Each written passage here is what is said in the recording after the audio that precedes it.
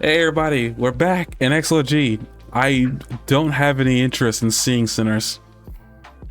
Maybe I'll see it later on in the future, but I don't think I'll see it now. Michael B. Jordan's okay. I just, he's not gonna be a,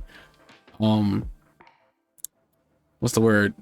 He's not gonna be like something. He's not gonna be the reason I go see the movie.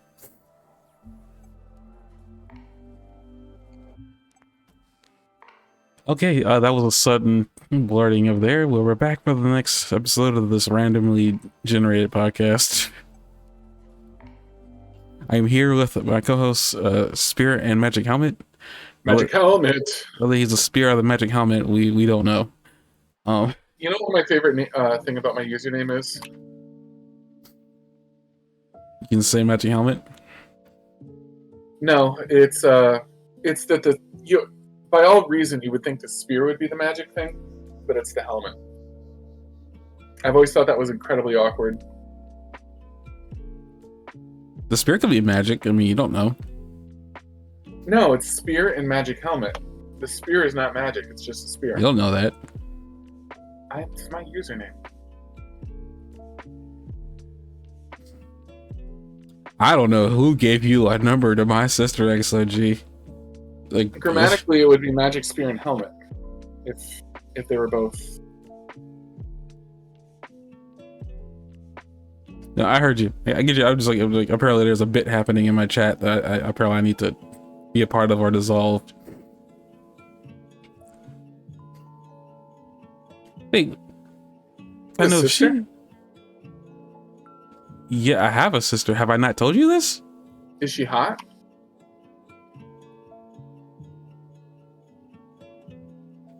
I'm not comfortable answering that question. Can I see a picture? I'm not comfortable answering that question. Does she go for guys like me? I don't know. I don't know what she's doing down in Kentucky. Yeah, I'm aware. I'm aware it was a joke. XOG. I just say I know there was a bit in my chat that I either needed to be a part of or dissolve. When I said there was a bit, I knew you were joking. As this guy over here apparently went from a magic helmet bit to talking to my sister because apparently XOG decided to get involved in that. I want to get tight with your sister now that I know she's around. She's not in here. She'll be 31 in July. Oh, that's great. She like older men? You know, we're just gonna move on from this. Like, I get you're joking, but this is getting really uncomfortable.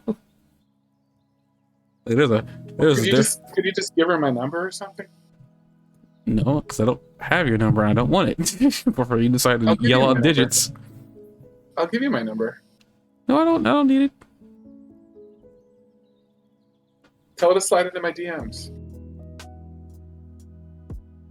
XLG's enjoying this, by the way. Is he? Yes, I mean, the chat, he's laughing. I'm laughing my ass off. He is like apparently enjoying this.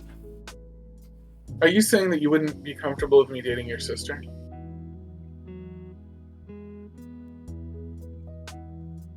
I thought you thought I was a good person.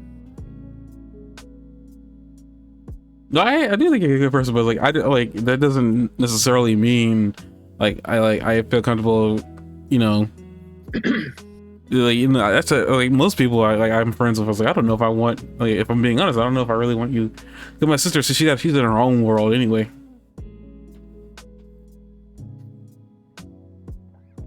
Honestly, I couldn't stop her if she wanted to, but it's just like one of those things. Like, I'm like, that had to be an organic, interaction.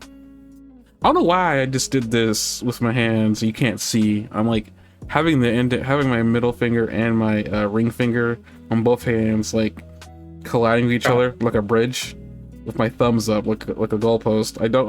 I'm still doing it as I'm talking. I don't know why I'm doing this. I need to stop. So you're gonna show me a picture in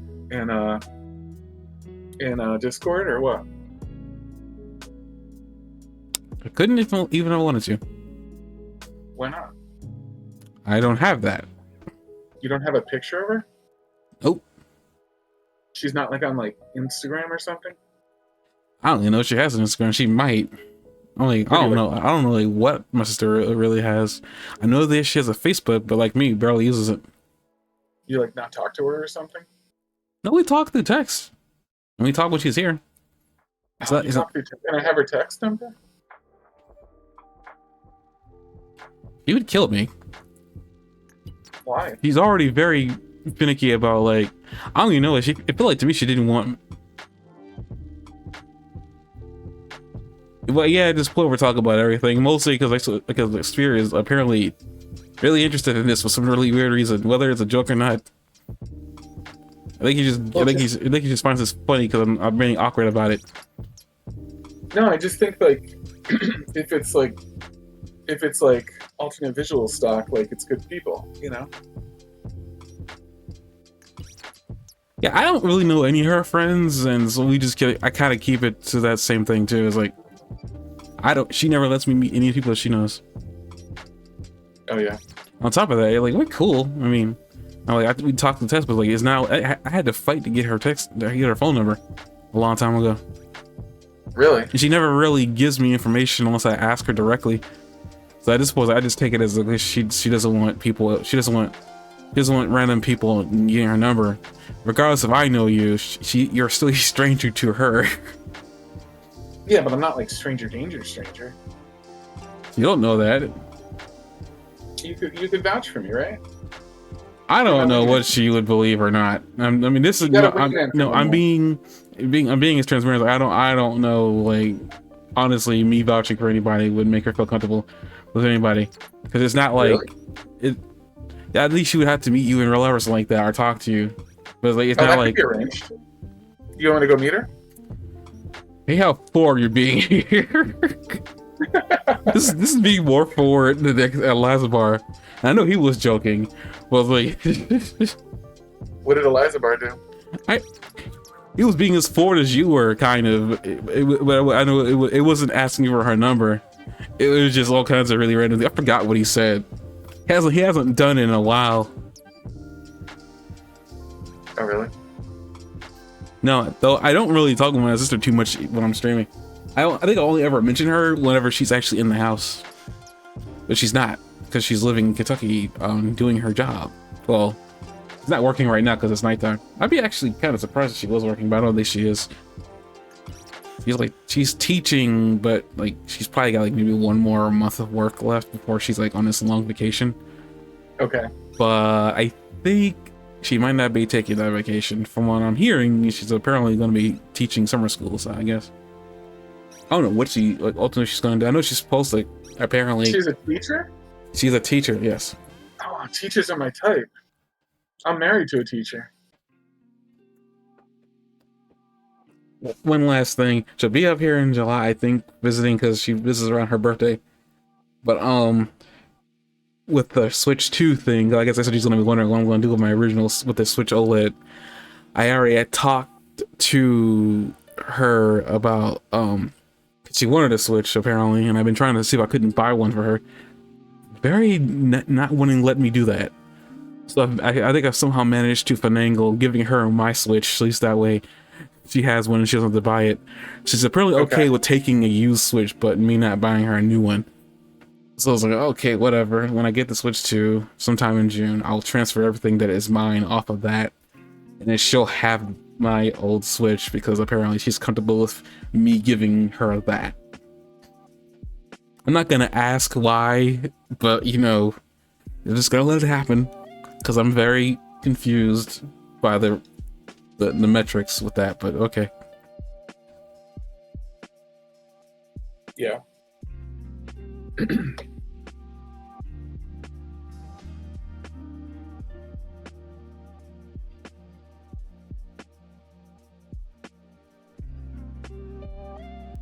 I'm very confused. I don't know where that information XOG kind of came from. Because I'm not married. You're not married? That'd be really funny if I kept that secret from everybody. That'd be the funniest like secret I've kept. And I say funny because there's no reason for me to keep that secret. Do you want me to hook you up with like a Russian bride site? Nah, I'm not that desperate yet. I'm not gonna find it. Desperate for? What's wrong with a Russian bride? There's nothing desperate about it. Well, there's something odd if you had to go in. No, Spearsman. It's just something you opt for. Is you being married supposed to be some type of secret? No. I don't know why I so she. Because he didn't know. I guess maybe there's no. I guess there was no real opportunity for you to say that or have any reason to say it. Well, I thought you have said it before around him. Plus, I was trying to get with your sister, so he's probably scandalized.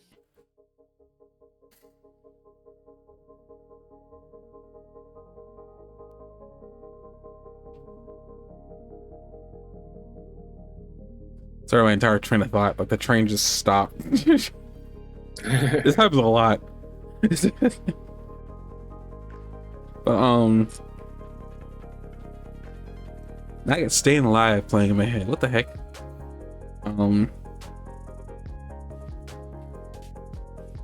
Is it worth it? I guess is the topic of this of the what XLG?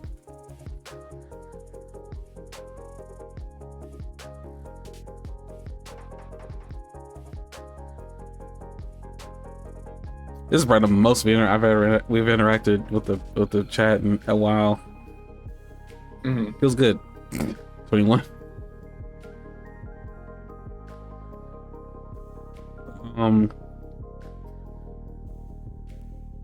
glad you were having fun. I'm glad he's having fun too. Really, he's enjoying your repartee.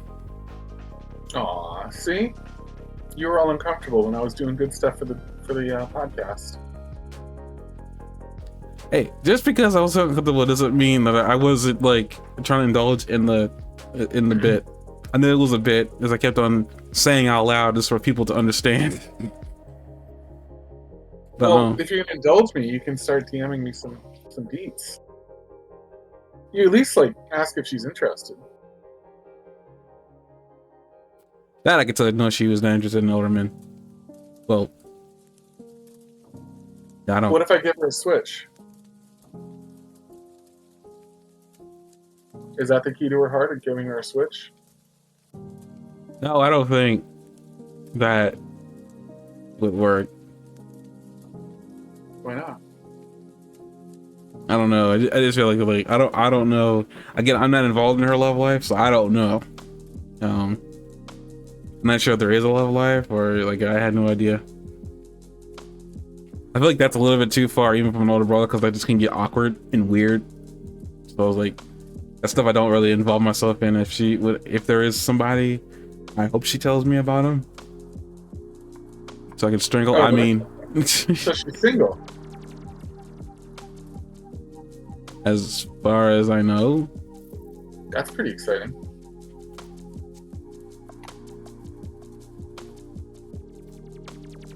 I get this is a joke. I just say like, I mean, this is like, it's uncomfortable for me because I know your age difference, and it's like something about there being a 10-year gap is like, Really? When I was she's 30 right now. When I was 25, I dated someone that was 36. That's not a 10-year age gap, is it? It's 11. How do you not know that? Like, I was trying to get the numbers in my brain, but I was like, I couldn't. Like, I was trying to grab them as they were floating away. I don't think he's interested in the Switch at all. Are you? For Grayson, I am. We're thinking about getting one for his birthday. Oh.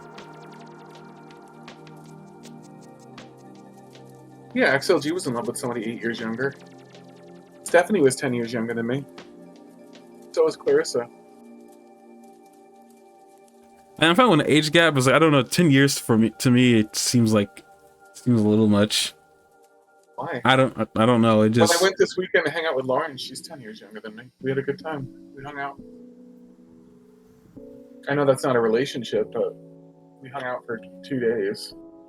Honestly, for me, in my own internal mechanism, like for me, it's like I don't know, like everybody's different, but for me, it's like I don't know, I forgot I had like a maximum age difference that lets me feel comfortable, but it's like I forgot what it was. But I don't know, something about 10 years is like that's a lot of it. That's like a large age difference.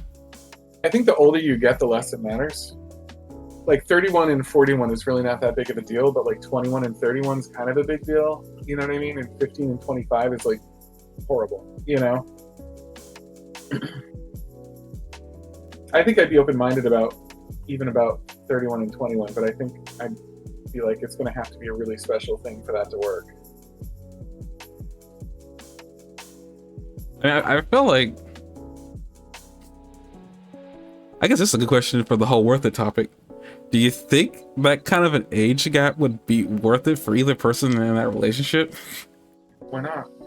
I don't know. I just like I have a feeling it's a lot more common than you think it is. I'm not my hesitation isn't because I don't think it's common or whatever, or uncommon, whatever. It's just, I don't know, for some people, I always hear some people like my limit, people thought it was like a little bit weird and excessive. I forgot what it was, but it is, to me, it's just like, it's funny how I can't remember my own age limit, because I had it in my brain so many years ago and I just haven't thought about it. But real quick, XLG, like, how long were you together before she felt it was too much, or did she not let it take off at all?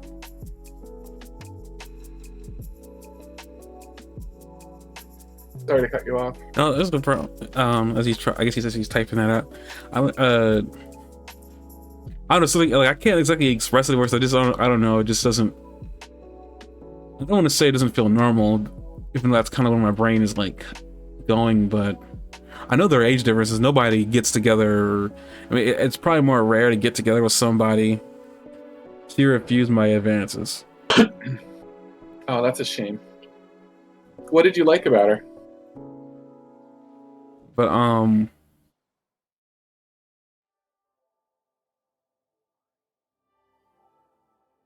I had that train, that subway just departed, and I couldn't catch it.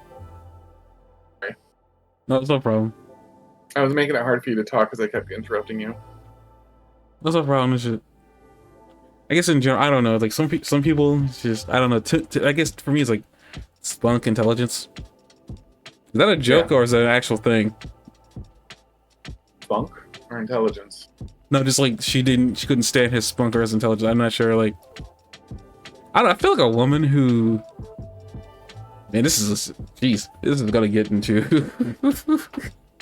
Oh, I opened the floodgates. I guess I better say it now. I guess I feel like those types of relationships, like it being worth it, might lean down to either the woman or the dude in that situation.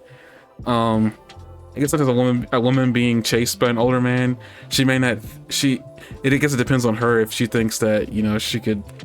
I guess the whole idea of a gold digger. A gold digger?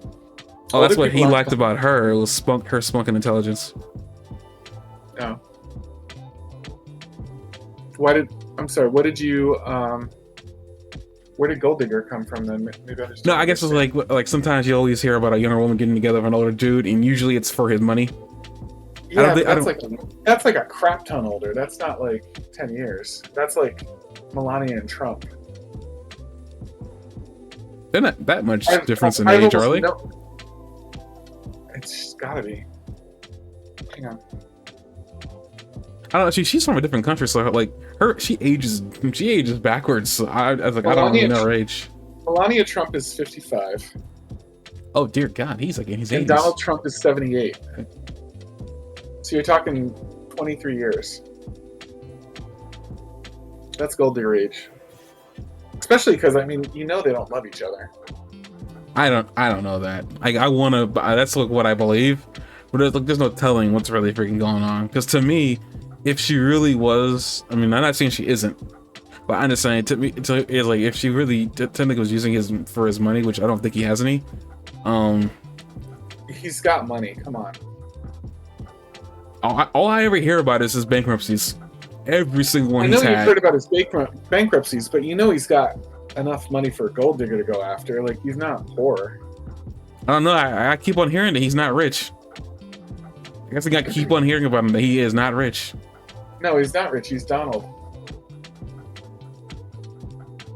I hate you. I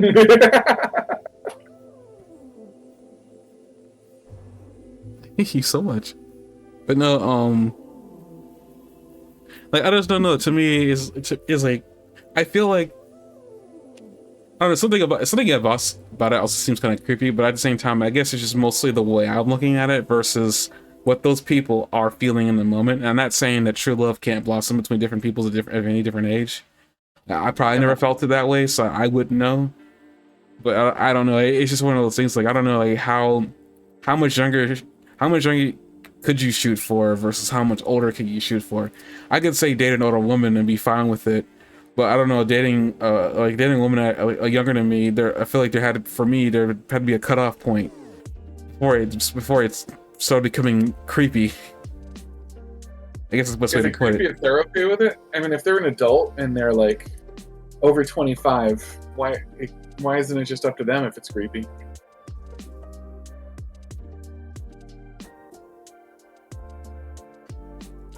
I mean, I don't know. I mean, this isn't like things set in stone. I never thought about it too deeply. I've only really thought about it on a surface level. Like I said, it's not like there is an age limit for how much younger. I mean, it's not like I'm not willing to date anybody younger. And I thought about dating older, and there's also an obvious age gap for me there.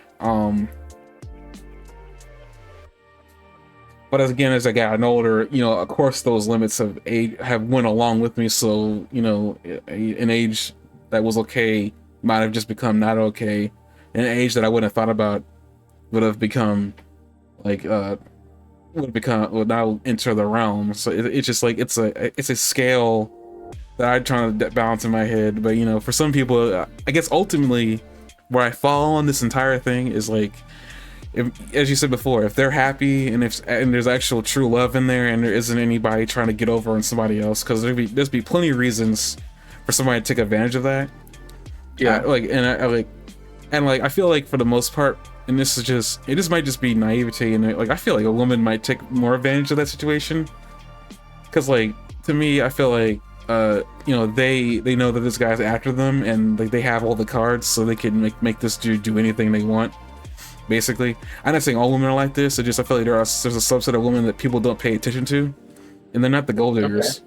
They're not the gold diggers. They're just the manipulators. They're the ones that obviously don't care about the guy that they're manipulating. And the same thing can be said for the dudes too. The guys that they're manipulating these women. There are like a bunch of them. For the most part, most of them are pimps. But you know, for the most part, there are dudes out there that do the exact same thing. But I feel like there's a subset of women out there that do that. But you know, because they are women, they're skipped over. You know, they're not really looked at. That's why gold diggers are something that people are now more aware of. But there was a point when that was something that nobody thought about. You know, a woman after a guy's money, or lack thereof of money. You know, whatever. But is it worth it? I guess it's really up to them. I don't know. It'd be worth it for me. I probably have to really love this person, you know, deeply and care about them. Gee, what is the age difference that you think is good enough? Like, how far is too far for you, XLG?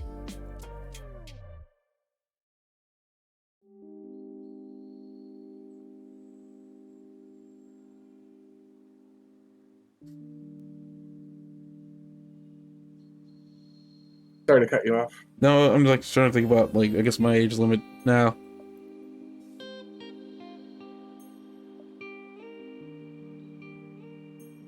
I guess like 5-year difference wouldn't be that bad. 5? That's so tame. No, that's what I'll let you answer something. I don't know. It's like something I thought about that much. I guess you wouldn't even know about that. You wouldn't even know about that person's age. If somebody was 58 and they wanted to date somebody 63, you'd say that's almost not okay? 58 and 63? Yeah. 5-year difference. I don't know. I feel like that's okay. So if they were 64, it wouldn't be okay. 64 and 58? Yeah, I don't think there's that much of a difference between those people and their life expectancies. Well, not that's life why I said the expectancies. older you get, the less I think it matters.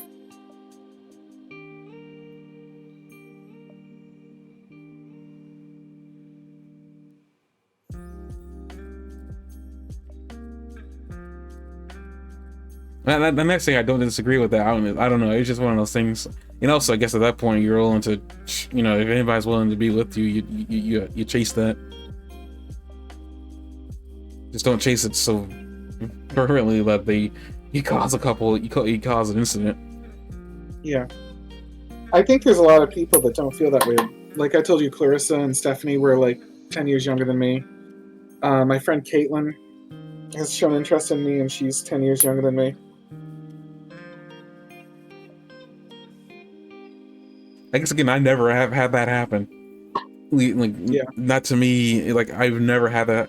I mean, nah, I can't say I probably never had it happen. I never. Again, I don't pursue, and I don't think any women, if they have any interest in me, has ever pursued me, or at least pursued me in a way that made me aware of it. Would you date somebody if they were the perfect person, but they were 40? Me, like, for my age right now, when they're 40. Yeah.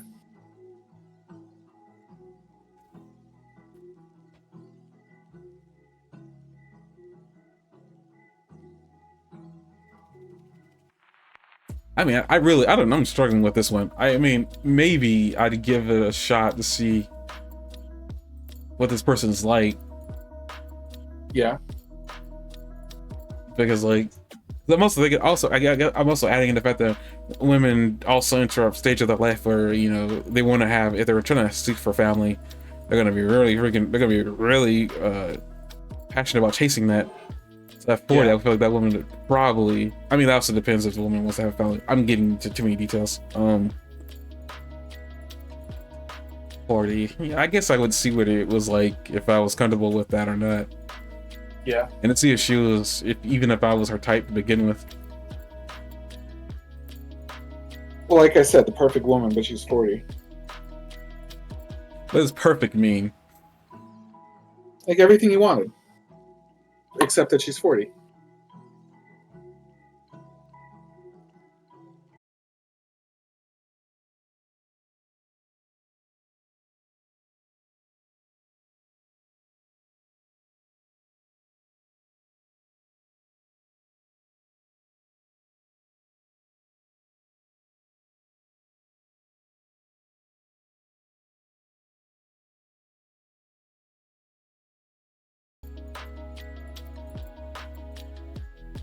Oh, we're back.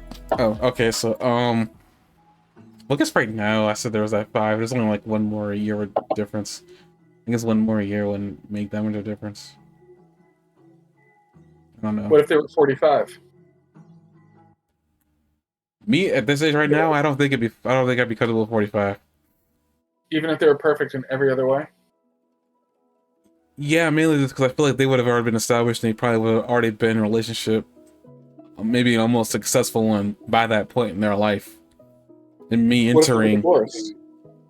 that's what I'm saying. Like, divorce, and they're already they're still stable and whatnot. Like, I feel like me stepping into that, it's almost the same scenario of a sugar mama in that situation where, you know, she's capable of taking care of me, and not that I'm anything wrong with that. You know, that's the type of relationships, I don't know, it just, there's a stigma that I'm not hitting on right now in my brain, that like it's constantly like, I don't know. 40, I would give it a shot, like at least right now, but as I get older, obviously that, you know, age range will go up, because it will have to if my limit is 5-6 years. What if it was Anne Hathaway? I feel like I have to look this one up. She's about 45. I need to figure out what she looks like first. Okay, okay. Damn it. I hate you. She's 42. No, I saw that, but I hate you. I see her face. It's just like, okay, like, I mean, I'd probably only, this is like, Only if she was like show interest in me. Picked Anne Hathaway because she's my celebrity crush. She's your celebrity crush? Yeah. You must hate Adam Schulman then. Who's that? This one. Oh, no, I'm not upset about that. I'm glad she's happy. Like, it's nothing's ever gonna happen. So it's not like I want her to be miserable. No, I know. Wait, no, like most people. Oh, probably she's still here. Oh, cool. Hey, XLG. XLG. I was asking you earlier, and I don't know if you saw it. I was going to ask you, what is the maximum age difference that you'd be willing to deal with?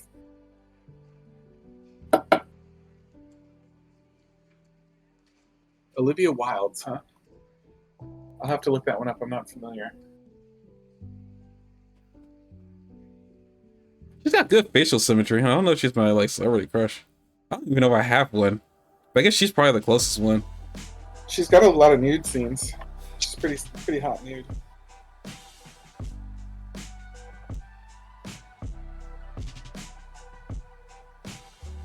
$15 years. So 60 and 75. I guess that's pretty good.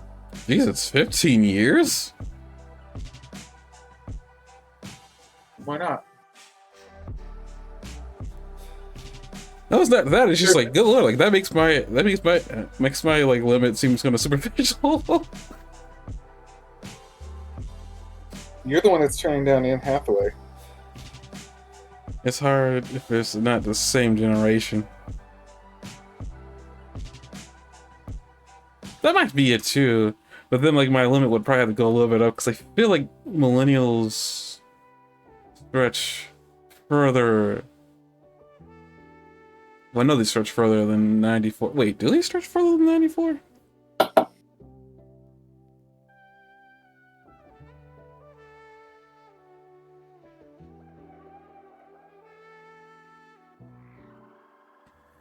See, oh yeah, okay, so you encapsulate up to 96. So 1981 to 1996.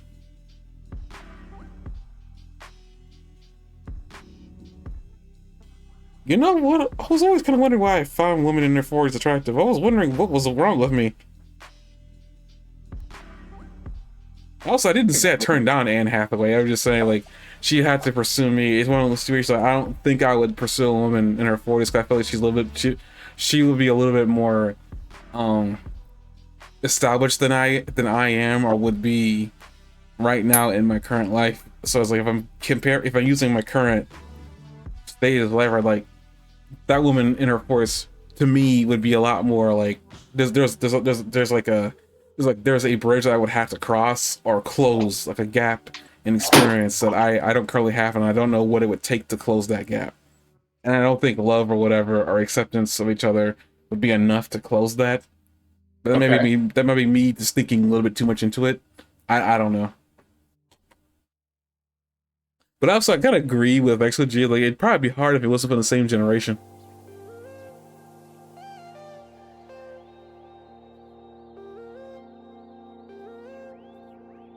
So I'm looking at like, yeah, that is like the 5-year gap that I just mentioned. I did that just in my brain. But like, okay, that also means based on the fact that, you know, people born in 81 are in there as well. Like, yeah, it wouldn't be too far-fetched for me to say date a woman in her 40s and still make that happen. But it looks like people, it looks like it might be 44. I don't really know. I gotta look at that again.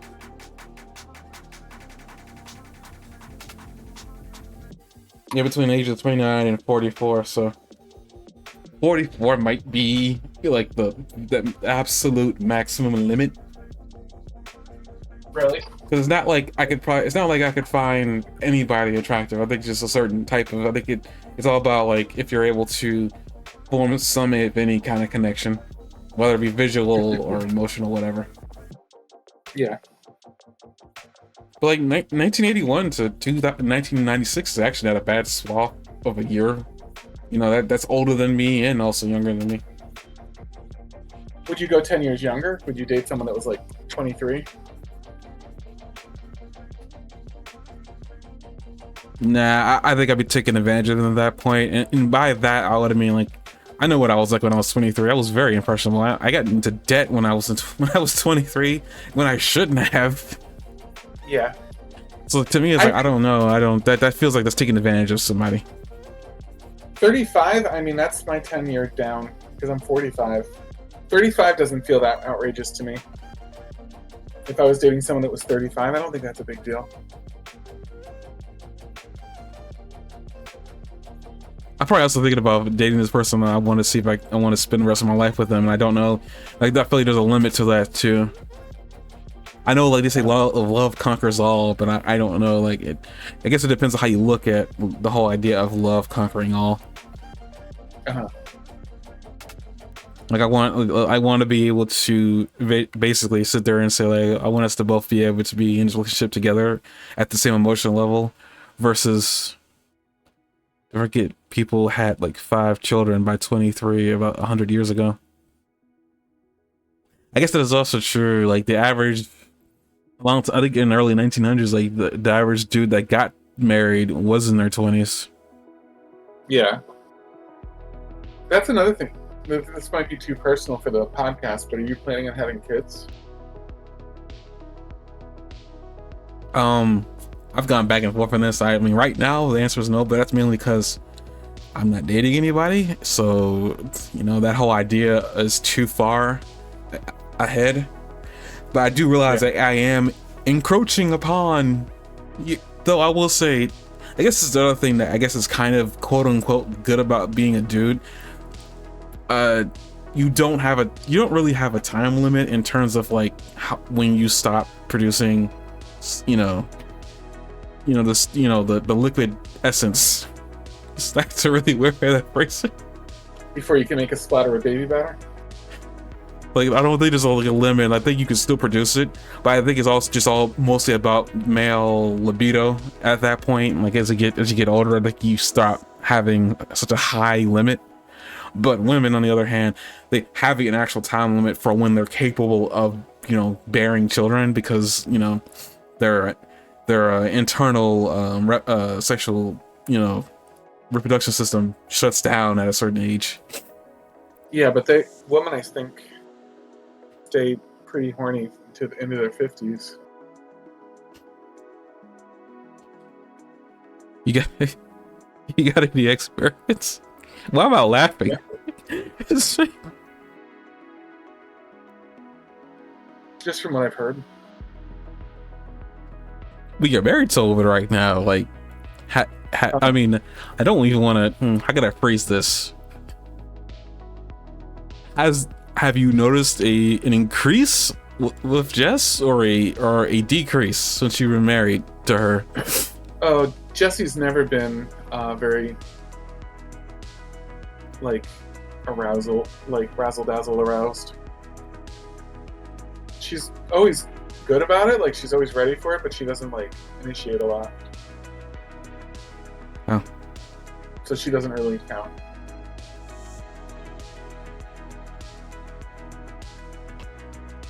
She never says no, but she never starts.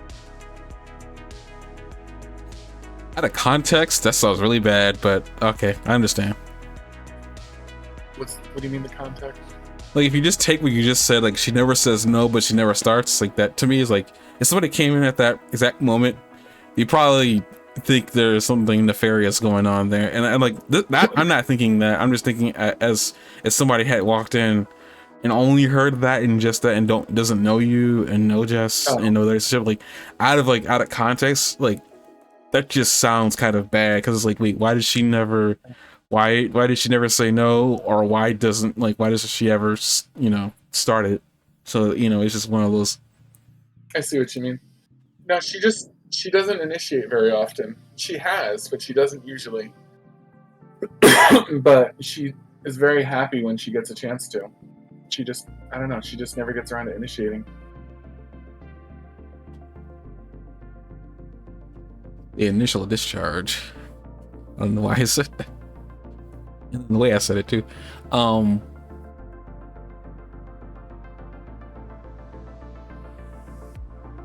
I guess in another wait, what time is it? Okay, we're still good. I guess another like we could like I guess take it back to worth it, but I guess I would take it to like how about we take it to just like I'm not sure it's gonna, I don't want to say it's take it to the economy, but take it to has there been before we depart from it entirely, when my ex-girlfriend broke up with me, she married someone she was 21 and she married someone that was 42, and I thought that was way out of the question, and that was not a very happy marriage at all. But to tie in with worth it, I also don't think it was worth it because like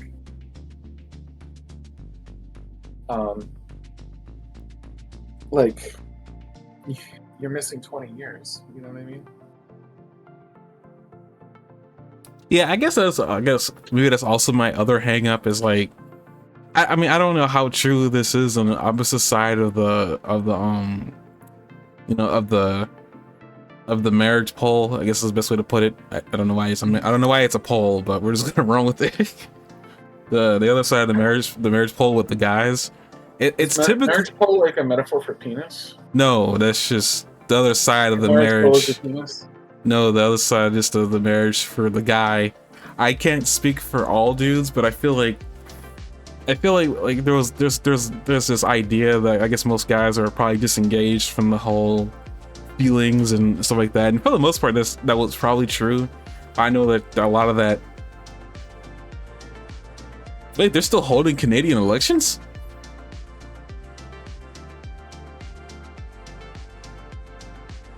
I thought your elections were over because I haven't heard anything.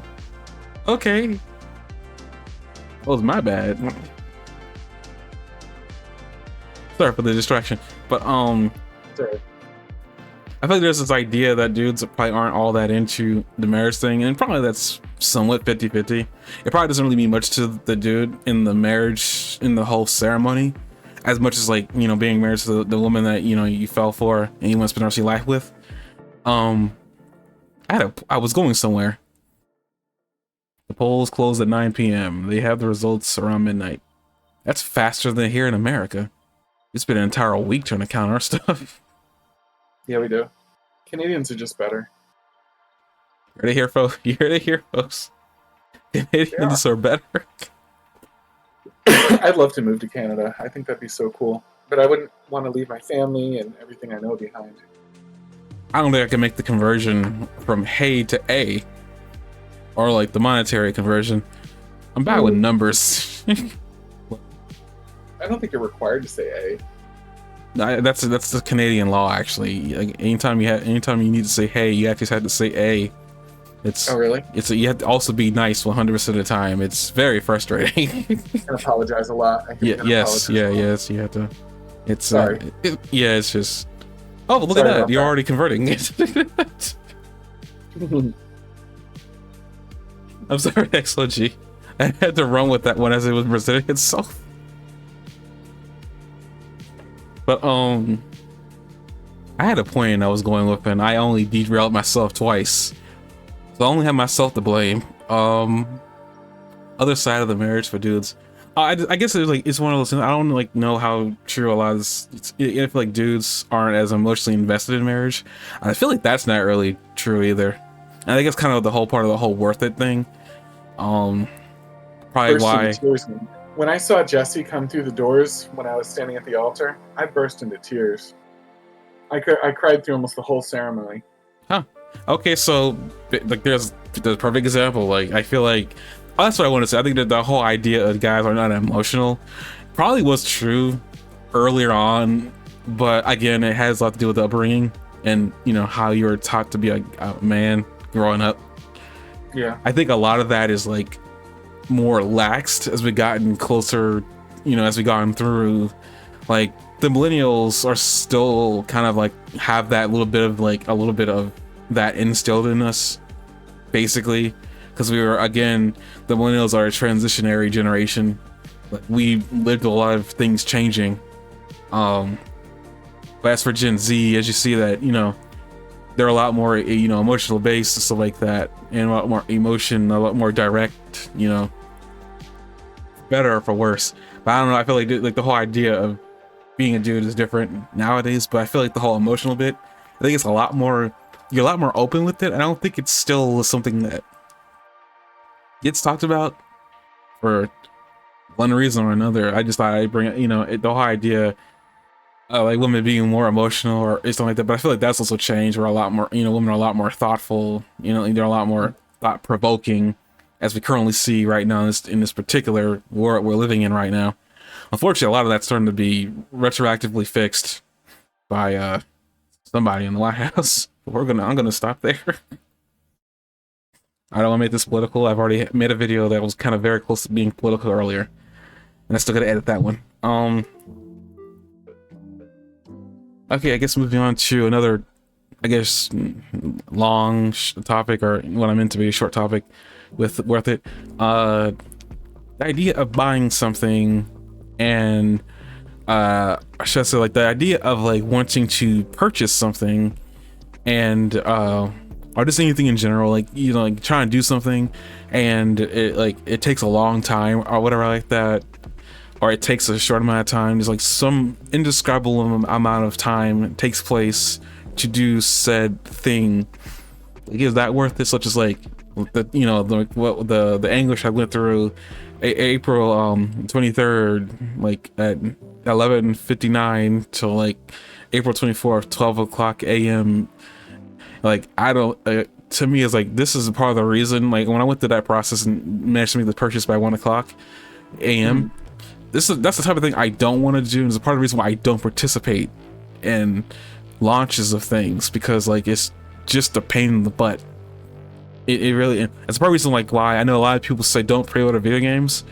Part of the reason why I do that is because it's a lot less of a pain to do than having to sit at your computer. And then this is what I did: sitting at your computer, making sure you're logged into these 3 websites that are going live at the same time. Cough, cough. Best Buy didn't go live to 12:30, but I won't talk about that. But 3 websites going live at the same time. You have to make sure that you're you had an account. One, your credit card information that you're trying to use is up to date and inside the system. So that way, all you gotta do is press 2 buttons to get the purchase the item. And 3, the website, you know, you have to like pick the website you want to choose for the exact item you want to purchase. All that should be simple. Just go in there, pick it into your cart, hit the purchase button, and you're done, right? Why not? Basically, huh? Why not? Seems right. I'm agreeing with you. I'm saying why not? Like, I agree with you. But then, because every person and their damn grandmother, and I mean it too, I heard some people whose grandmothers were involved in this. I was like, good lord, what the hell?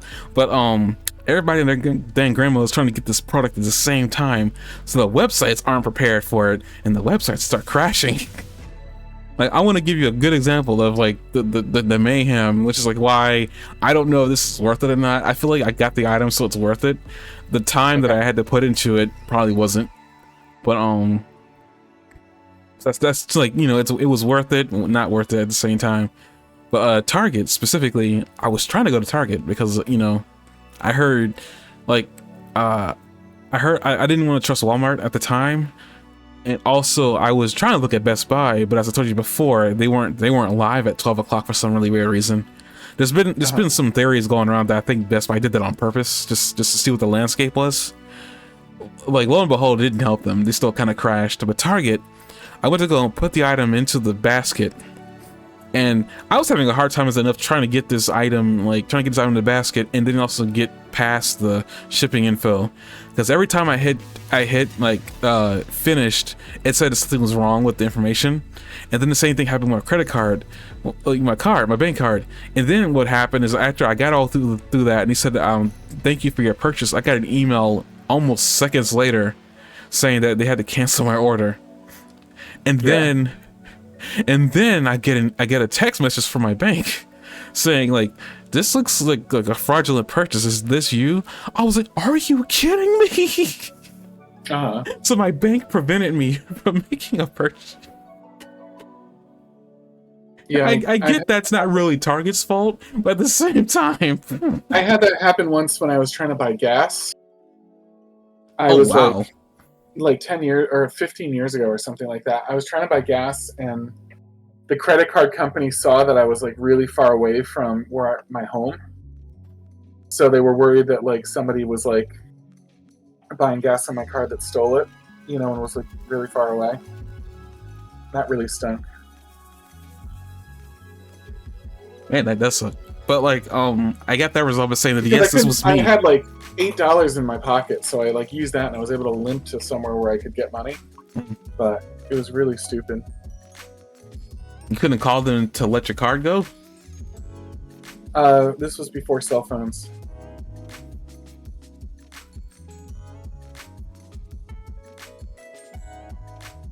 It might have been more than 15 years ago, but nobody had a cell phone back then. 15 years ago, you're looking at 2010? Maybe 2010. Then I had a cell phone in college. Wait, no, that wasn't. No, that was college. Probably like more like 25 years ago, or a little less than that. I mean, I didn't have a fancy phone. I think I had a. Did I have a fancy phone? No, I don't think I did. I'm trying to think back. 25 years ago, nobody had a fancy phone. I think 25 years ago, I think the flip was the best you got. It wasn't the the Nokia was earlier. Yeah, I didn't have really a phone. I didn't have a phone until college. Yeah. My sister though got a phone before I did, but whatever. Oh, your sister? Moving on. But yeah, like that night, I only had that happen one time. As apparently a lot of people were saying that online because I was looking around just to see what's going on the internets. A lot of people were having problems because either the website was saying that they were suspicious and they had to confirm that they were human. I saw that was happening a lot to like people in Best Buy. But when that happened to me, I said this was me. But then I gave up because I couldn't put the switch back into the cart to get out again. I was having that same issue where it was saying that my shipping info was incorrect. But I think I got to a point where they said that I was like they had no more or whatever like that, and I couldn't figure out what was going on there. So what I did was, I think Best Buy, actually this is a sequence of events my entire night, because I think everything went live on Walmart at like 11:59. So I went in there, I refreshed in Walmart, and they put me into a queue. Okay. And then because I wasn't sure what was going on, because I waited there like 10 minutes, wasn't sure if it was working. So what I initially did is, because apparently people were saying that they were getting through on Target. So I jumped over to Target, and then I had that entire situation happen to me. I went back to Best Buy after hearing that Best Buy finally went online 30 minutes later, and I got thrown into a queue there. I tried going back to Target, I think, or a little bit, trying to see if I could get through there, and I couldn't because the switches were out. So all I had was Best Buy and Walmart at the time. And then I was waiting in Best Buy, and I was like, nothing was going on. In Walmart, the same thing. But then apparently the streamer I was following live as this was going on was saying that, hey, actually, if you go to your phone in the Walmart app, it seems like there's no line for the other switch that they have going on there, which is the one that's just the console itself. The $450 device, and it said, looks like you can go there and purchase it without getting in the line. I did this. I only went there to do this because I was like, there's no way. I refuse to believe there's no line. So I click on it, put it in the thing. I was like, huh, that seemed quickly. That seemed easy. Put my information in, put my card in there, hit the purchase button. But the purchase was made. And I was like, are you kidding me? It was like, why is there suddenly no line here? It's like, that's when I realized that apparently the freaking bundle with the Mario Kart game in it was probably going like crazy. So I was like, oh, that greatly upsets me on a level that like I can't comprehend. It's like, while ungrateful, because I'm not like for people who are saying he's complaining about getting a Switch. No, no, I'm not complaining about getting a Switch. I'm just complaining at the idea that this should have been an easy 30 minutes of my night. Yeah. What should have taken maybe 15, 30 minutes took me an hour and 30. And this is the part of the reason why I don't participate in these things, because they're stress inducing. What all this really does, and I don't think this is part of the, I guess the whole e-commerce buying thing that I don't think was worth it. Was that basically what really happened? And this, like I want to call it artificial hype was built over trying to get this thing, because basically, for anybody who doesn't know, Nintendo had the direct for this thing, this new console, back in April 2nd. And actually the week following was supposed to be the original pre-order date, April 9th, for everybody in the world to be able to go and pre-order, the console. At least I think everybody. I know in America, April 9th was supposed to be the date. But for people who don't know, we had a new president sworn in on January. Was it January 1st? No. January 19th? I forget, it was in January when we had a new president. 6th. January 6th, we had a new president sworn in. And then he started messing with things and started putting his Trumpian stamp on everything, his orange face on everything, just started wiping his butt everywhere. And one of the things he was trying to do was induce tariffs, because he thinks that that's going to save the economy. We're going to be screwed by the end of this, but he thinks that tariffs are going to be the solution. And I was at the time wondering if the tariff was going to affect the price of the Switch, because before then, all we really had was that Nintendo announced that there was going to be a presentation April 2nd. So we're all waiting anxiously for this presentation so we can figure out what the price is and prepare our wallets for the ensuing chaos. We get to April 2nd, the direct happens. Side note, this is probably one of the weirdest presentations in my life, because you expect the company to flat out tell you how much it's going to cost you to buy their product right within the presentation. That didn't happen. In fact, Nintendo hid the price the entire presentation, and we had to go find out through a press release. I'm laughing because it's one of those, you can just tell that they were not comfortable. Yeah. The Nintendo wasn't comfortable with the they weren't comfortable with telling us the price during this this hype presentation. Everybody was excited for all the new stuff coming out, so like it got dropped. The price was $450. After a while, people started realizing that $450 was probably a good price for what we're getting. But then what happened is that the debacle over $80 video games came up. What's that debacle? I'm not familiar.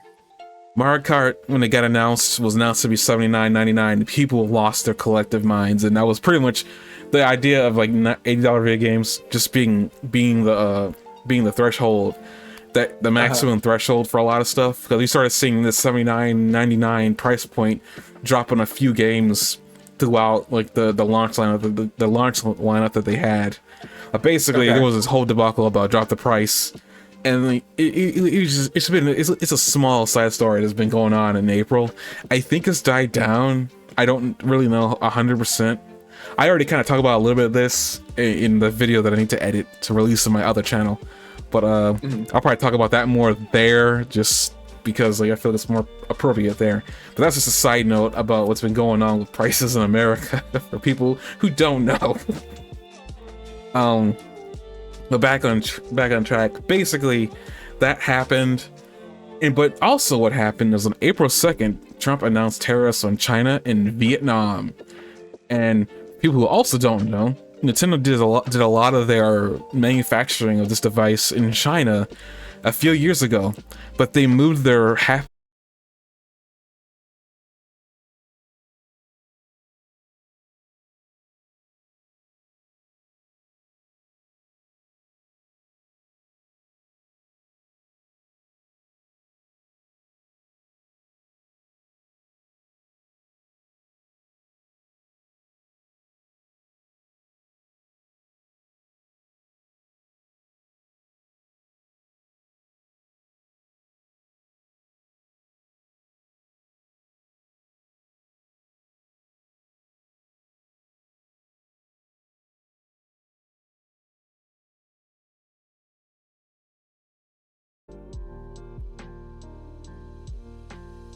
Okay, I think we're back. Yeah, the Wi-Fi signal's in the green.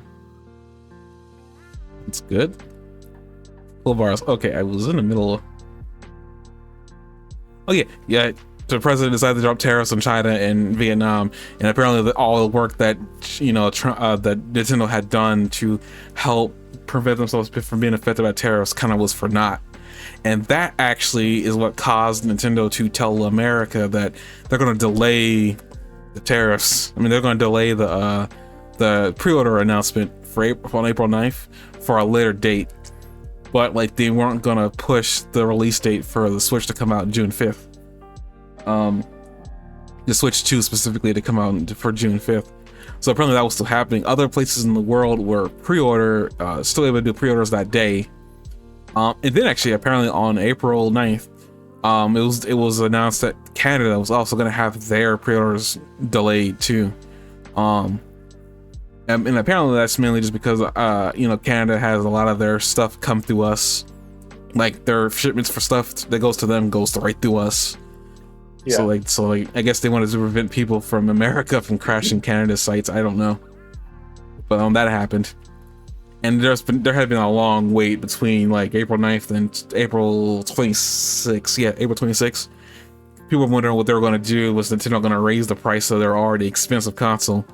Long and short of it, they did raise their console price or their video game prices, but they definitely did say that they reserve the right to do so in case the market itself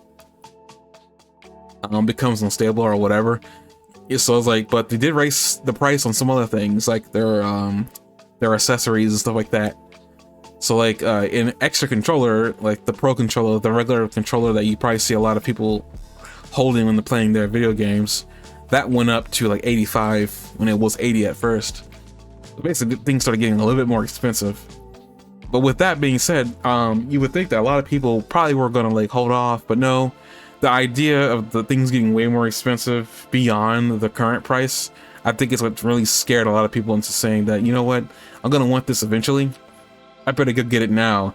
And I think that's what led to the apocalypse that happened on Walmart, Best Buy, and Target.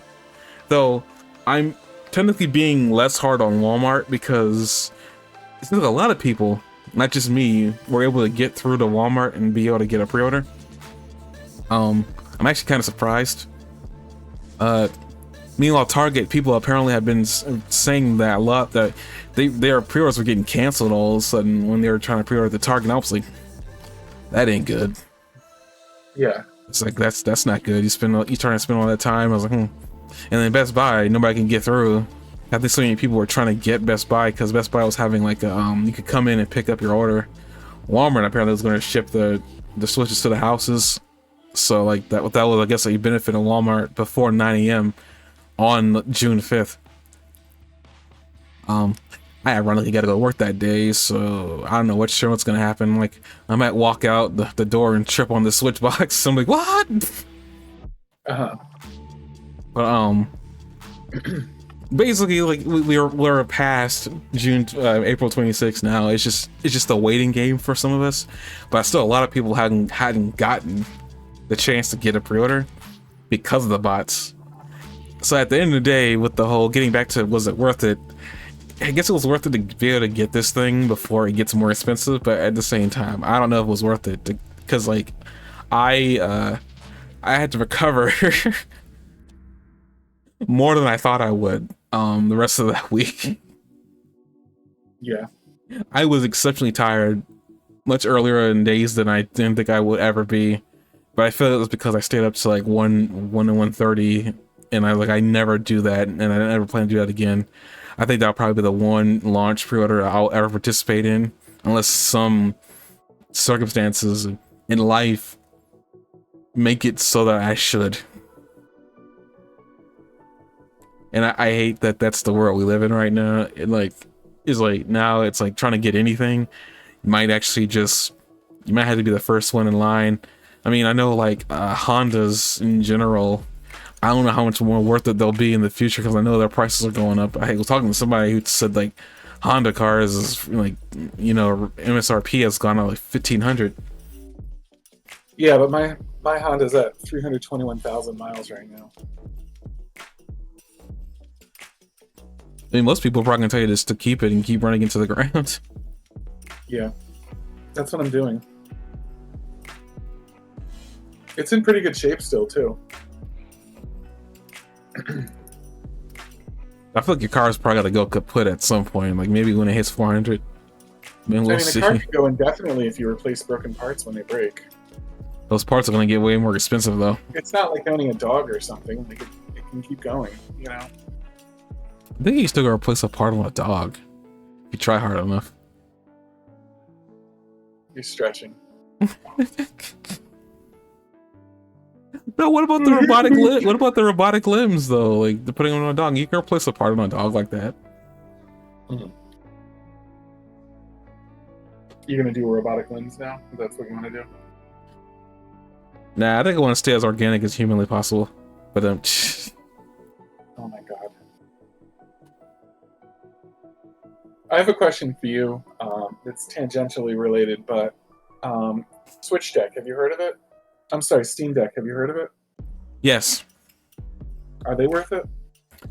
I don't know, because I'm not actually that interested in getting that. No. Part of the reason like why I'm so like gung-ho about the Switch 2 is because like that has Nintendo exclusives on it, and basically Nintendo holds the monopoly on that. And I don't think they ever intended to let go of that. So it's one of those things where I'm like, well, I'll do that because I like playing, you know, Nintendo related games on that thing anyway. So, you know, I mean, I thought about it, but at the same time, getting a Switch Deck, I mean, doing your thing, a Steam Deck. Uh-huh. I was accidental, by the way. That wasn't on purpose. Okay. I thought about the Steam Deck, but I was like, am I gonna really get any real use out of that? And it's like, do I really desire it that much? Do you need Wi-Fi to play it? I feel like you would to connect to your Steam account. You couldn't like download like Stardew Valley and play it on there, even though like you can play it offline. I feel like if you downloaded it on there, you probably would be able to play it offline. But I think you would need first to connect your Steam Deck to the internet just to even get Stardew Valley in on there, and also connect it to your account. And also another thing, I guess another downside too, is like not all the games are Steam Deck compatible. So you'd be rolling the die on if there was a game you wanted to play in handheld mode on that thing. Now on top of that, I'm also hearing that, and this is the weirdest thing that I just find hilarious, because so many people are talking about just buy a Switch Deck, a Steam Deck. Why do you keep doing that? I know it is a Steam Deck. Buy a Steam Deck or buy a Steam Deck OLED. It's cheaper and better. Not according to some people that are doing reviews and strip downs and tear downs and looking at over the tech for what Nintendo's putting out. There are some games that are running better, that have a Steam port, that are running better on the Switch natively, and are hitting, I think, frame rate peaks that the Steam Deck couldn't hit. And some games are just outright running better on the Switch versus the Steam Deck. A perfect example of this really weird phenomenon of a game running way better on a Nintendo console is well, actually I guess two of them, but one that I want to bring up is Street Fighter. I keep on hearing that apparently Street Fighter looks much better on the Switch too. Like I'm hearing that actually, and it's running better on the Switch too. And apparently, for whatever reason, you can see like veins of like blood. I mean not blood, but you see veins on the arms of the fighters. Like you can see actual veins on like the character models on the Switch version. Then and you can't see that on the Steam Deck. Like even a game like Cyberpunk 2077, that game is having a hard time. Apparently, it has a hard time running on the Steam Deck, but apparently it's running at like 40 FPS with DLSS on the Switch 2, and apparently people are saying that it looks so much better on the Switch 2. Like, I'm hearing a lot of things that apparently like it's sounding like that whatever's going on inside the Switch, the new system is like much better than what's going on in the Steam Deck. But again, the only caveat is that Nintendo Switch is kind of locked to their catalog versus the Steam Deck, which has your entire catalog of games that you currently have available to you on there. So there's that catalog. What the heck was that? Adobe Acrobat just let me know it was updated. Heck, if I heard that. Sorry. No, that's no problem. That big of a deal. No, I come to a screeching halt when you hear a sound on my computer. I thought that was me. Like, that's what I thought. I was like, I thought it was on my computer. I was like, what did something just update? Like, what happened? No, I didn't know. I've never seen Adobe let me know like that before. That was kind of weird. I think I usually turn that stuff off if I can, because I do work on this, like work on this computer, and I think it's kind of unprofessional to have sounds and stuff. I didn't think I could even hear that because I thought they didn't play sound like that globally, but though I know. But yeah, those are the two differences between, like, I mean, the Steam Deck is probably better overall because there's so many more games you can play on it. The only thing it can't do unless you put an emulator on there. But Nintendo's kind of gotten very anal about that, and they kind of like forced Steam to take off the emulator that was already on there for Nintendo games because they were very upset about it. Okay. So I was like, at the same time, I was like, I don't know if it's worth it. Yeah, because somebody's already getting sued for, like, you know, getting access to Switch games that weren't out last year. So that's a thing. But I guess it really depends on who you are and what you ultimately want to play or have access to at all times. For me, it's like I got my computer. I can play Steam pretty much anytime, anywhere, anyway, because I have a laptop. It's portable as is. So like a Steam Deck. I thought about it, but I never, like, you know, it wasn't something that I desired. Best way to put it is, like, I have a Nintendo's thing, and like I got Nintendo's system for the purpose of playing games that they publish. So there's that.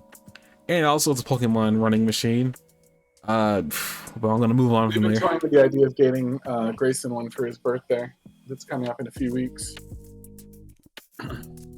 It's either that or a Switch 2, but from all you just said about the Switch 2, it sounds like it's gonna be really hard to get one of those. I mean, what I've also been hearing is like that apparently Nintendo has been funneling in the system, I guess under the radar. I'm guessing just they've been trying to get as many in here. So it's possible that the pre-orders were only allocated a certain amount of Switches, period. Yeah. But they're trying to get more in here before the tariffs become a problem, because I know it was a 90-day pause. Another 90-day pause happened, I forget when, but it was a few weeks ago. But I think the 90 days end in July. So I was like, there's a possibility they can get as many in here, especially I'm hearing that apparently there's a chance that stores are going to be flooded with these things, and they're going to still have like an allotment that you can just walk up in there and pick up and buy and leave. So there's always a chance if you want to get him a Switch 2. I will say, well, I mean, I don't know, your son's probably not as destructive as most kids are. I always like some people are like, huh? As what as most kids are? Destructive. Because apparently I'm hearing that this like Switch 2 is like a quality product, and I'm hearing that it feels really good in the hands. So I don't know. Like, again, it's like it's one of, I think he understands things like that. Like, he has a Switch and he's never like wrecked it or anything. He did accidentally do a ninja move on his tablet once and break the screen, but I think a Steam Deck would be fairly safe. And a Switch 2 would be fairly safe with him. yeah, it's up to you if you want to do that. I mean, I wouldn't say no to that. I mean, hey, but boast the numbers up again. Say F you to the people saying boycott Nintendo because of the price thing. Well, I want to say before anybody says anything, and us also people looking at this in the future, I do think that the $80 is kind of excessive. The things I had to say about that is, vote with your wallet. You don't need to buy it. I'm buying it because I want to play Mario Kart because that'll be the only game available, at least the new game that they have that'll be available launch. And I like Mario Kart anyway, and apparently it's been 11 years since they made a new Mario Kart, so it's been a long, long time. Yeah. And then to the people talking about boycotting Nintendo, the thing about this, boycotts don't work. There was a point in which they did, but that's a long, long time ago. That was back when America was much smaller, and you could affect businesses' bottom lines like that. Like, that might be a defeatist attitude way of looking at it, but it's like, if boycotts worked, we wouldn't need to scream, boycott this or that at the top of our lungs. People would just do it. And also that third point. Oh yeah, like, also though, I really don't like the hard idea of boycotting things, because all you're really doing is affecting a person's happiness. And what I also want to point out too, a lot of people that are saying boycott are probably people from the opposite side of the aisle who you know, buy into Sony or Microsoft, who Sony, as I want to say, has been doing the $70 price point thing far longer than Nintendo has. Not saying it makes it right, just saying that like were you boycotting Sony at the time? It just feels kind of hypocritical for you to try to say boycott this when you weren't boycotting something else. Now, does it make it right? No, I feel like there's got to be a better way to do this. I just don't know what that way is. Like, I really don't know.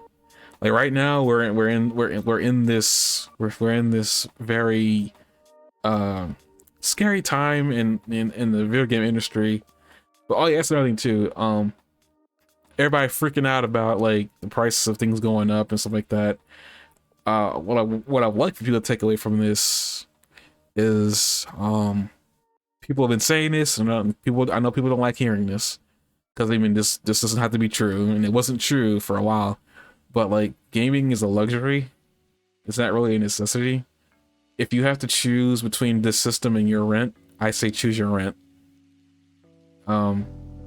There'll be more chances to pick the system up. Will it be more expensive when you try to pick it up later? Possibly. Should Nintendo just eat the tariff? Yes. Will they? No.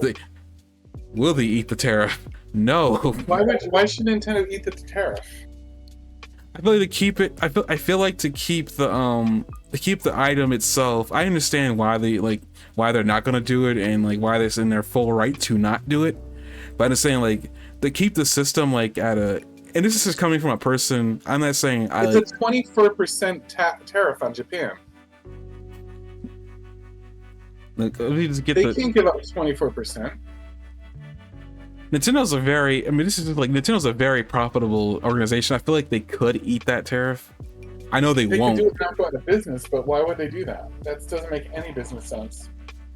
I don't know they'll go out of business. I know they probably take some of a hit. I mean, like when Iwata was alive, he and a couple other people also took a cut to their salary to keep everybody on there. So it's not like they can't like cut money. But what I want to say to the whole idea of that, and it's not like I agree with it. I'm just saying I understand people's point of view. Like, as much as I know that gaming is a luxury and is not something you necessarily need to do, there are a lot of people who don't have a lot of outlets for hobbies and stuff like that, and a lot of people don't have access to everything in the world. And some people really do enjoy playing video games as a hobby, and that being their outlet to be able to relax and whatnot. There's a lot of people who do that, and there was a point when that the common man couldn't have done that, but it got easier as we went through the generations. And now we're back at a point now where even Nintendo is putting their hat in the ring of like, yeah, we're gonna have to start charging you almost $500 for this system. And while there are people like me out here who don't really, while they're okay with the price point, they're also not okay with like, man, this is kind of getting weirdly weird. I wonder where this is gonna price me out. Like, I don't know where that point is, but I will say that it's like there's got to be some give and take here. I feel like Nintendo should be. I feel like, because like Nintendo also, this is another thing too, is that Nintendo stuff never goes on sale. It never does. It's one of the weirder things about Nintendo specifically is that there was a point when they definitely did offer sales, but they stopped that back in 2015 or 16, and it hasn't. The idea of a sale hasn't been seen since. They've done odds and end things here and there to help the customer out, but based on what I'm sitting there saying, it's like them eating the tariff would be the most consumer friendly thing that they could do, because like they're already charging a lot of things. They're charging a lot of money for a lot of things. They don't owe that to anybody though. I mean, yeah, I know they don't owe that to any, but it feels like to me it's like to foster some goodwill towards the customers buying the wares, because they don't really. It's like at some point I feel like there should be a sale on some things, but they don't do it because they're fixated on the whole idea that their stuff is valuable and it should always be valued at this price point. While I understand that, at the same time, it's like there are people who want to enjoy your stuff and who are fans of your stuff, but can't afford it. And while I also understand the concept of save and then buy it, because that's been around forever, not everybody has the income where they could just set aside such and such for a later date. And based on what's happening right now in America, that 450 console will get more expensive if Nintendo is unable to keep selling their system at 450. And there's this fear that it's gonna go up to $600 if the tariff goes into place. I'm not sure if that's like the right equivalent increase for 24% tariff right now. But I think it's lower right now. It's at 24% right now. I think it's like 5%, I guess. I forget. I know it's a low number for everybody but China, who has like 145. But this is the idea, like being able to, like, that's why I think a lot of people are complaining about the concept of not tariffs, but the concept of inflation. Normally with inflation, your pay will go up because everything else is getting more expensive, so they got to be able to even things out. Normally that's the idea, but that's not what's happening, and it's not happening. So the idea that Nintendo's charging more, and their income isn't keeping up with it, like, I mean, you feel like you're being betrayed and gouged, basically. Now, I've said this before in terms of like, just save for it. And I also say that if you have to make a choice, and I really feel like that's not a choice, that's mostly just I would just say you need to pay your rent. That's more important than this over a $500 device.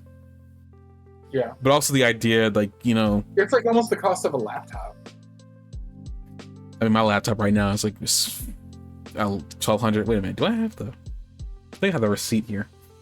Yeah, but you can get a reasonable laptop for $600 or $700, right? Define reasonable. Like something that's serviceable, like not a gaming laptop, but like something serviceable. Yeah, you can get one. Well, I don't know if that's true anymore, considering what's been going on with like the taxes on like electronic stuff and whatnot. That may not be true anymore. But yeah, you could get one for $500. I know I did in 2017. I think I got one for $500. I'm looking on the HP website right now, and I'm seeing the starting price for them for a couple laptops being $379.99, $459.99. Yeah, but I feel like that's gonna go up when tariffs go into effect on semiconductors and stuff like that. The electronic pieces that go into making those stuff. So right now it's like $500. Will. Huh? Yeah, it absolutely will. I don't doubt that at all. Like, well, I understand that things that gotta, go up to help companies, but at the same time, it's like, I feel like Nintendo, for a lot of people, was like the cost-effective company. Like, they were the family-friendly, a family could buy 2 of these for their daughter and their son and still be able to make ends meet. Now we're looking at like a console, just the console itself, it's at $450 at the base price. Yeah.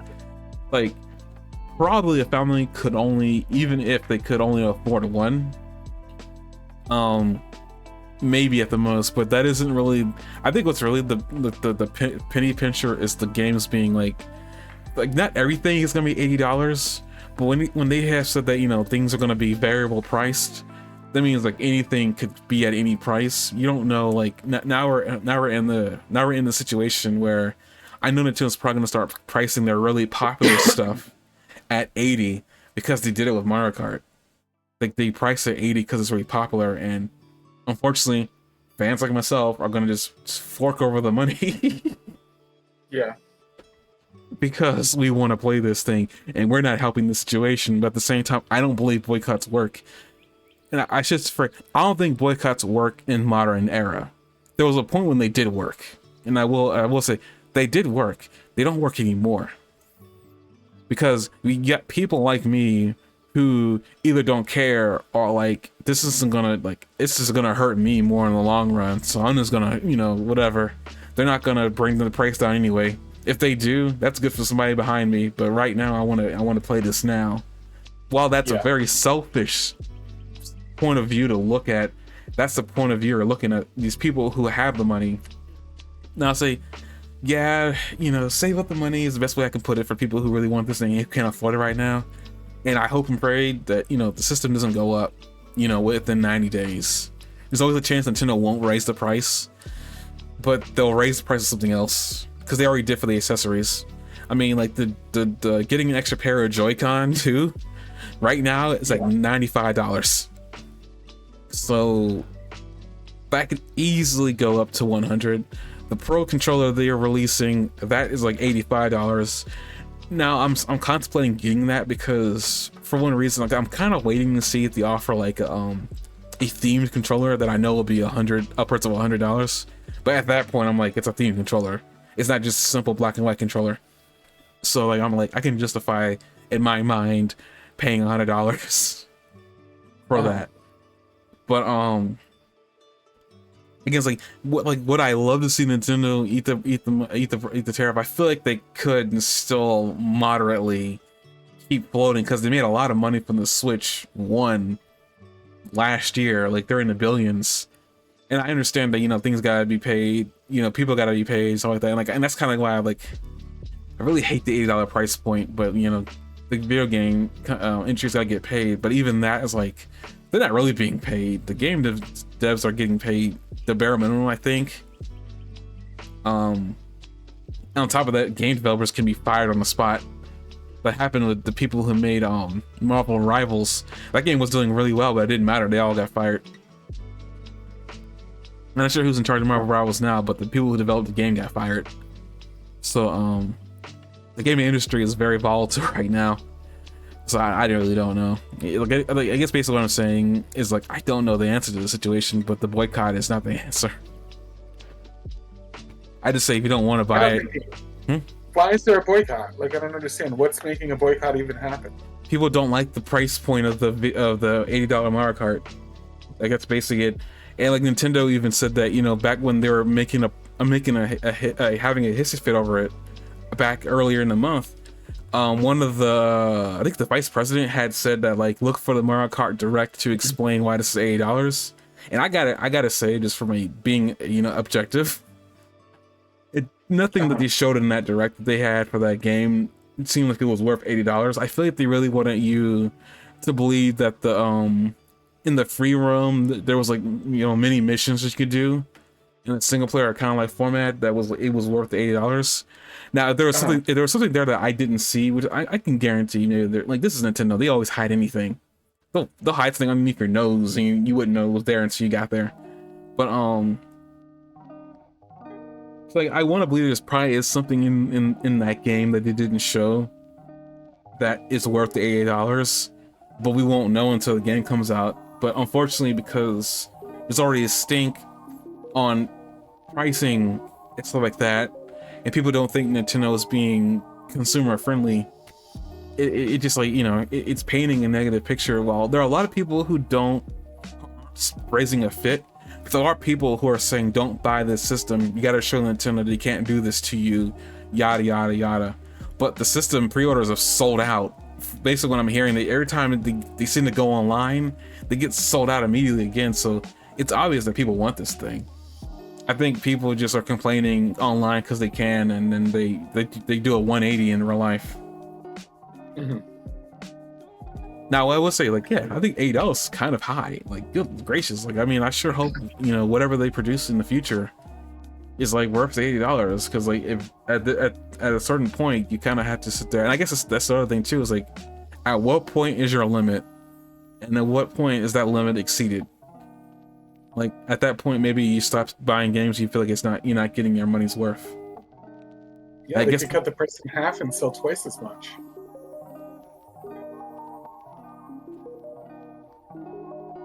I mean, I don't know what's going on behind the scenes of marketing. I really don't. Did you get the sarcasm there? Yeah, I feel like there was sarcasm, but I was like, I didn't want to address it. Oh, okay. Yeah, I get that things cost money. I'm not being naive in that regards. I know people got to get paid. People got to eat. It's just, oh boy, like I sure hope, like my major hope, and this is like my major hope, I guess, towards the Mario Kart thing before I end it here, and I guess we end the podcast. We're ending the podcast now. I mean, like, we're getting close to like 11 o'clock here. Okay. Unless you had something else you wanted to talk about, but basically, what I wanted to say was like, my hope is like maybe that they're baking the possibility of a DLC into the price. Is like my major hope, but at the same time, I'm also having that hope being drowned by other people. And if there's gonna be DLC, they're going to charge you for it. Like, I sure hope not. But like maybe they're baking DLC into the price tag, and they're going to deliver DLC to us like 3 years down the road, telling us that, you know, $80 is really just for us to charge you up front for the DLC. Some people probably would not be okay with that, but for me, it's like, no, I'd be okay with that. Getting DLC that I already paid for in advance. I mean, like what we're doing right now, we're paying Nintendo in advance to get a system we don't currently have right now. So I could be okay with that. You know, they don't really do DLC like everybody else. They really don't. In fact, like things that get DLC, you're thinking that's getting DLC, and then the games that don't get DLC, like, why isn't this getting DLC? So they don't do DLC like Sony or Microsoft, but like, you know, I mean, right now it's like there are different games on the system that aren't $80 and $70. But I mean, the problem is Nintendo's gonna like sell a lot of copies of something regardless, and I think that's really the malicious part. Is like, you know, they know they're gonna sell the game. It's just the idea of how much money are they gonna get out of you to do so. I mean, luckily it's only a one-time charge. It's not like they're charging you $80 a month. You know, it just depends on the frequency at which you buy video games, and that maybe what has to change. So this year, I was like, besides like the upgrade packs, which I think are like $20 for some of them, I'm probably gonna be spending 4 times this year, probably that $70 or $80 price point. My wallet's gonna hate me. What price do you expect them to be? I was technically expecting them to be at 70 this year. That's what made the $80 shocking. Going from 70 to 80 is what's like the problem? Yeah, people were people were expecting a $70 price point because Tears of the Kingdom was $70. But that's when Mario Kart showed up with $80, that threw everybody off their, you know, off their chair. It was like, Mario Kart? Why is that $80? It's like, why is Mario Kart? Like, I think people probably wouldn't be all that upset if it was like a mainline Mario game. Maybe, I don't know. But this is like a party game, quote unquote party game. You know, most people don't value. I don't think most people value Mario Kart in that regard. But like, I will say, Mario Kart continuously sold long after it came out in, I think, 2011. I forgot when the Wii U came out, but Mario Kart kept on being bought in bundles. They were making money well beyond Mario Kart's like life expectancy for Mario Kart 8 Deluxe. So it was kind of ridiculous. Like, why is this game still being bought? I think Nintendo must have saw that and said, started rubbing their hands together, like, you know what? Let's make World and charge the $80. It's like, I get it, they're a business. At the end of the day, Nintendo's a business, so they're going to do business things. I just feel like maybe, like, I feel like the identity of Nintendo being a family budget friendly system, you know, is kind of like now it's like maybe Nintendo doesn't want to be that anymore. Maybe they want to almost compete with the other systems, because I will say, and like while I'm fine with the 450 for what we're getting, because like it seems like it's more powerful. I mean, if you had told me 5 years ago that Nintendo released a console that could run Elden Ring, I would have slapped you. Why? That's dumb. There's no way. Like, why would they do that? There's no way they could produce something like that. Like, they haven't produced anything that powerful in years. The last time they produced something that powerful was the GameCube, and that flopped. So it was like, there's no way they're producing something that powerful. PS4 and like the Xbox Series, I think 1 or whatever, was leagues more powerful than the Wii U, or even like the Wii U or the Wii. It was something that, you know, it wasn't physically possible. They weren't doing it. They weren't trying to compete with them. They just weren't. Yeah. So it was one of those situations like I would have sit there, like, no way, like you can't tell me that Elden Ring is going to run in that thing. So you know, like the games that they're putting out on the system now are like, okay, there is some serious power behind this little handheld. Probably not on the same level as the PS5, but now it's getting compared to the PS5 because it's doing things that people don't think it should be able to. Okay. But you know, it's one of those things, like, it's obviously there's something in this chip that they got made that, like, it's like obvious that there is some serious architecture in this little chip. That's like why I'm like, okay, 450 is not bad for hardware. Would I have preferred 400? Yeah, but you know, I can survive a 450 hit.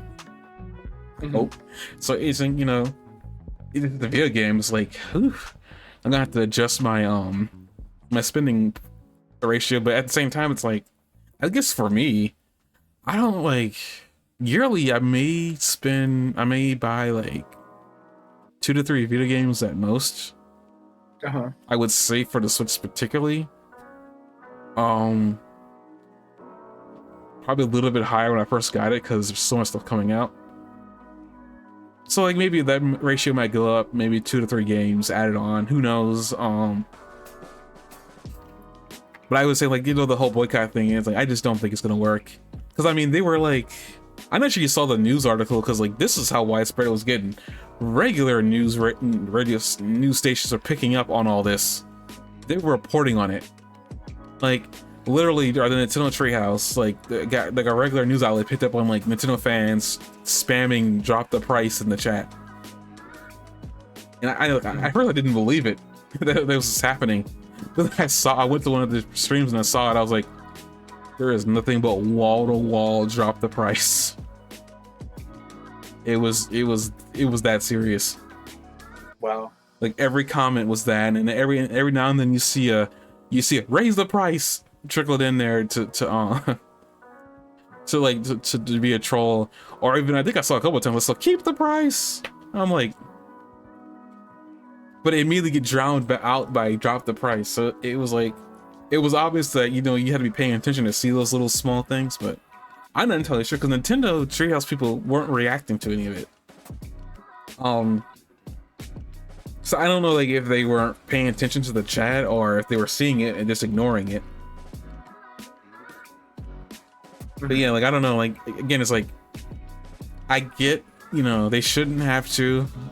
And at the same time, it's a part of the reason why I made that video. I'm gonna keep plugging, where I kind of talk about like how gamers need to vote coming up and how they kind of allowed this to happen.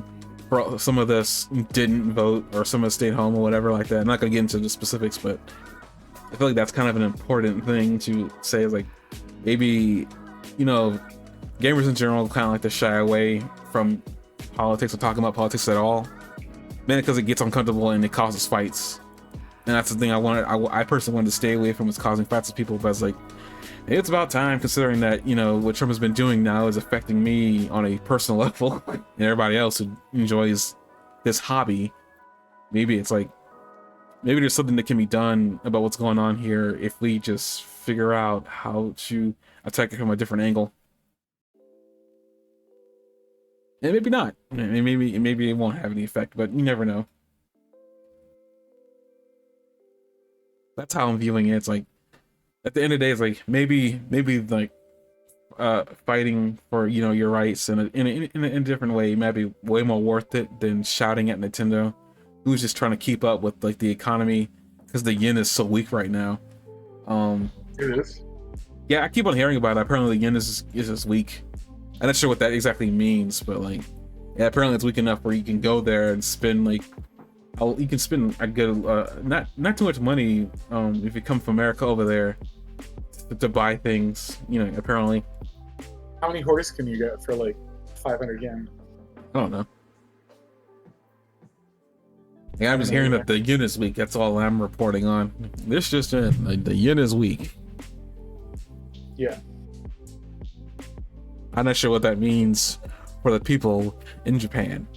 So, there's that. But I guess with that, we're gonna just end it here. We are off next week. We'll be back, I guess, like within the second week of May. And we'll figure out what the next topic is between then and now.